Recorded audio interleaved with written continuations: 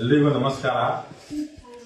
ಇವತ್ತು ವಿಡಿಯೋ ಮಾಡೋದು ಉದ್ದೇಶ ಏನಪ್ಪಾ ಅಂತ ಹೇಳಿದ್ರೆ, ಮಿಸ್ಟರ್ MLA ಯತ್ನಾಳ್ ಇವತ್ತು ಬಹಳ ದಿನದಿಂದನೂ ಅಜಾನ್ ಬಗ್ಗೆ, ನಮ್ಮ ಪ್ರಾಫಿಟ್ ಮೊಹಮ್ಮದ್ ಮುಸ್ತಫಾ ಸಲ್ಲಲ್ಲಾಹು ಅಲೈಹಿ ವಸಲ್ಲಂ ಬಗ್ಗೆ, ನಮ್ಮ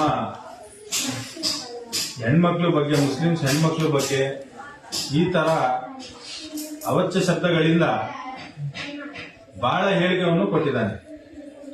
ಅವನಿಗೆ ಒಂದ್ ಮಾತು ಹೇಳಕ್ ಬಯಸ್ತೀನಿ.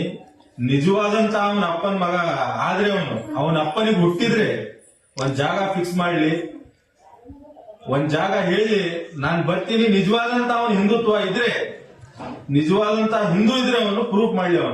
ಅವನಿಗೆ ತಾಕತ್ತಿದ್ರೆ ಈ ನಮ್ಮ ದೇಶದಲ್ಲಿ, ನಮ್ಮ ರಾಜ್ಯದಲ್ಲಿ ಎಲ್ಲ ಮುಸ್ಲಿಂ ಹಿಂದೂ ಎಲ್ಲರೂ ಒಂದೇ ತಾಯಿ ಮಕ್ಕಳಂತ ಹೇಳಿ ನಾವು ಹೋಗ್ತಿದೀವಿ.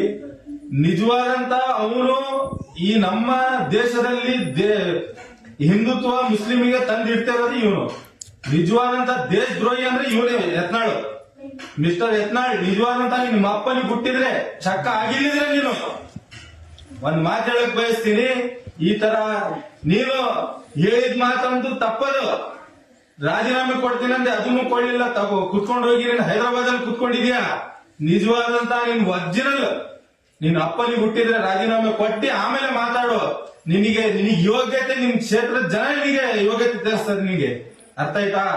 ಈ ತರ ಯಾವುದೋ ಒಂದು ಹೆಣ್ಮಕ್ಳಿಗೆ ಈ ತರ ಹೇಳೋದು ಎಲ್ಲ ಜಾತಿ ವರ್ಗದವರಿಗೆ ತಗೊಂಡು ಹೋಗ್ಬೇಕಂತ ಹೇಳಿ ನಾನು ವಿನಂತಿ ಮಾಡ್ತೀನಿ. ಈ ತರ ನಾಲ್ಕು ಮಕ್ಕಳಿಗೆ ರಾಜಕೀಯ ಶೋಭಾ ಇಲ್ಲ.